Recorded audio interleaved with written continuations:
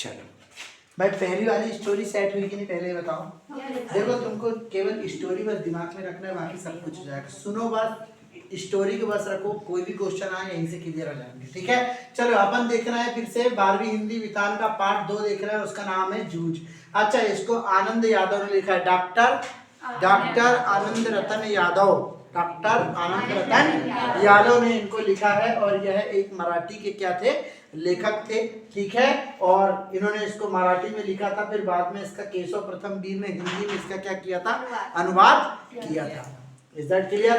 तो यहाँ पे अपन देखते हैं फर्स्ट पैराग्राफ, ठीक है। तो यहाँ पे अपन को 6 पैराग्राफ देखना है और बहुत ही अच्छे से समझिएगा, ठीक है। तो आनंद राव जी ने जूझ में क्या बताया है, बहुत ही अच्छे से समझिएगा, ठीक है। पहले पैराग्राफ के अंतर्गत अपन ये देख रहे हैं कि यह एक मराठी रचना है। जूझ नामक जो पाठ है वो एक मराठी रचना है, जिसका हिंदी अनुवाद केशव प्रथम वीर ने किया था।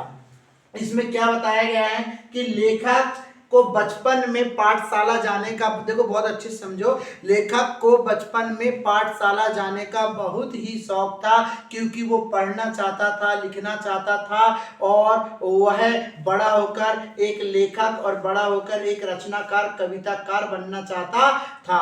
परंतु उनके घर का माहौल इस प्रकार का था कि उनके जो पिताजी थे वह स्कूल जाने से, पाठशाला जाने से लेखक को रोकते थे, और लेखक को कहते हैं कि पढ़ाई लिखाई में कुछ नहीं रखा है, तुम्हें सीधे खेत का काम करना चाहिए। इसका अर्थ ये था कि उनके जो पिताजी थे वह कामचोर थे और वह खेत का काम करना नहीं चाहते थे, वह अलाल थे।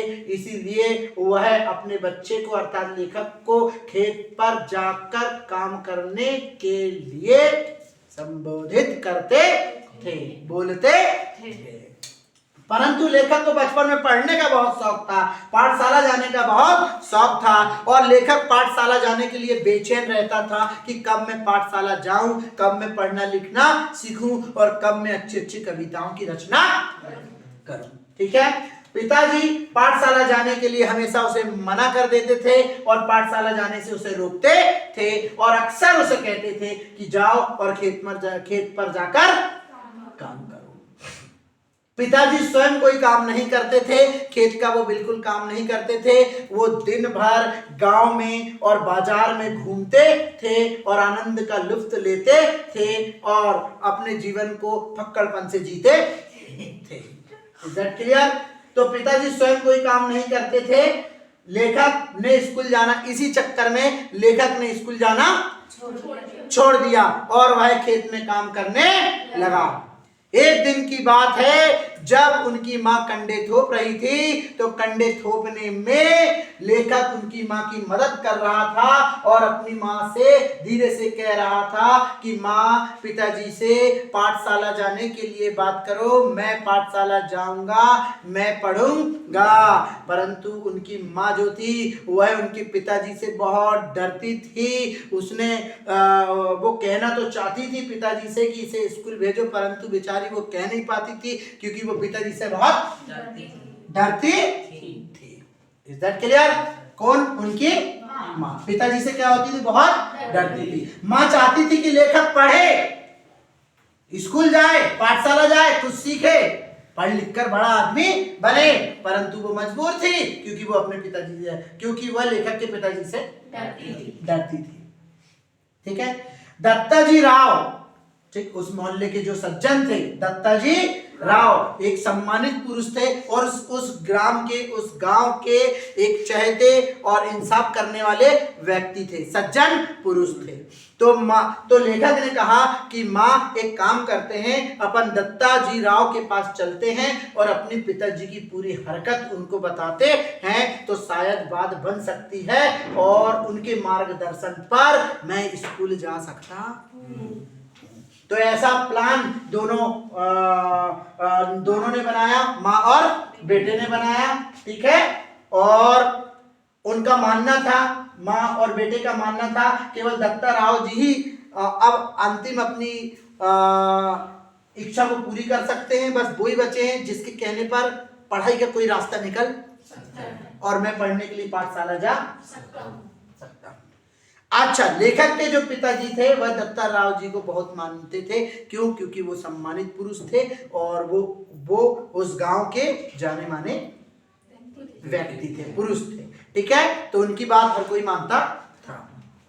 तीसरे पैराग्राफ में अपन देखेंगे, माँ और बेटे सीधे दत्ता राव जी के घर पहुंचते हैं और दत्ता राव जी के घर चले जाते हैं और वहां पर अपने पिताजी की एक एक शिकायत करते हैं। वो दत्ता राव जी को बताते हैं कि मेरे पिता, लेखक बताता है और उनकी पत्नी बताती है।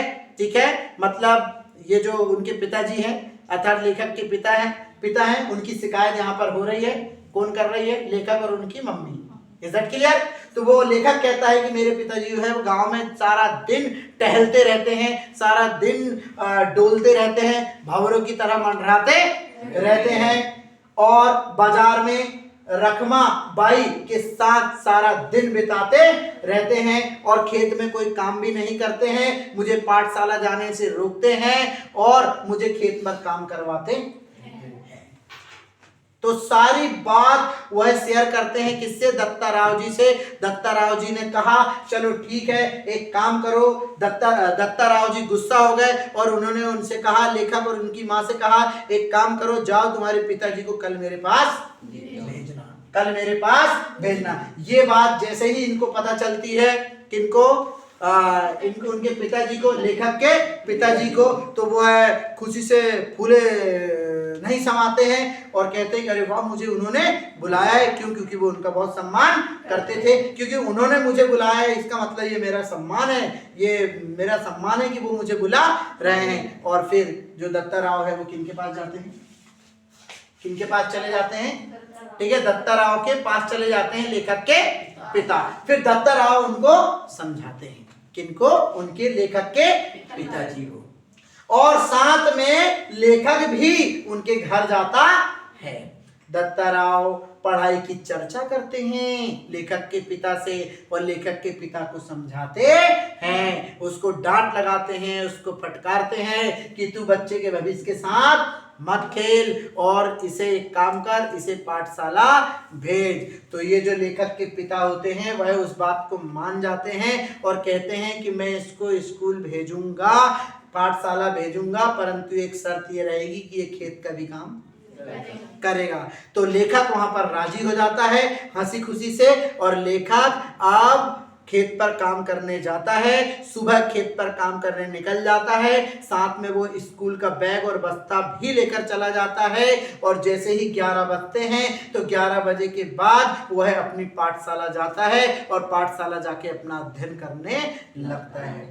शुरू में जब वह पाठशाला जाता है तो उसे काफी कठिनाइयों का सामना करना पड़ता है, क्योंकि वहां जब नए नए मित्र उसको मिले, नए लड़के मिले, तो उन लड़कों ने उस लेखक का काफी मजाक बनाया, काफी मजाक उड़ाया। पर धीरे धीरे उनके बीच में समन्वय होते गया और वो आपस में मिलजुल कर रहने लगे और अब लड़ाई दंगे भी उन दोस्तों के बंद हो गए और अब वो सभी लोग एक अच्छे दोस्त बन गए। क्लास में उसका सबसे बढ़िया और सबसे अच्छा जो मित्र था, उस मित्र का नाम था बसंत पाटिल। क्या नाम था? बसंत पाटिल। और वो बहुत ही होशियार लड़का था, वो बहुत ही पढ़ाई में तेज लड़का था, होशियार था। उसकी माँ, लेखक की माँ लेखक को आनंदा कहकर पुकारती थी। तो आनंद को अर्थात लेखक को बहुत आनंद प्राप्त होता था, तो उसका मित्र भी उसे आनंदा कहकर पुकारने लगा और दोनों के बीच में एक अच्छी मित्रता हो गई। लेखक के अंदर कविता लिखने के सारे गुण मास्टर जी से प्राप्त हुए, क्योंकि जो मास्टर, जो टीचर उसे पढ़ाते थे वह कविताएं लिखने में माहिर थे और कविता लिखने के सारे गुण लेखक के अंदर पैदा हो गए। उसने अपने मास्टर जी से कविता लिखने के गुण सीख लिए। क्यों? क्योंकि उसके मास्टर जी बहुत ही अच्छी कविता लिखते थे। लेखक ने अपनी कविता लिखना प्रारंभ किया भैंस की पीठ पर। उसने एक पत्थर का टुकड़ा लिया और भैंस की पीठ पर अपनी कविता लिखने का अभ्यास किया। फिर धीरे धीरे उसने अपनी जेब में पेन और कागज रखना चालू किया और मौका मिलते ही फिर वो धीरे धीरे उस पेन कागज में अपनी कविता लिखने लगा। धीरे धीरे धीरे धीरे वो कविता लिखने में परिपक्व हो गया और अपने मास्टर जी से छंद, अलंकार, लय, तुक इत्यादि बातें, इत्यादि ज्ञान वह अपने मास्टर जी से प्राप्त करने लगा और अंतिम समय में वह कविता लिखने के लायक हो जाता है और एक सर्वश्रेष्ठ रचनाकार बन जाता है। ठीक है, अब मुझे बताइए कहाँ पे क्या डाउट है तो मैं फिर से आपको समझाऊंगा। बताइए आप।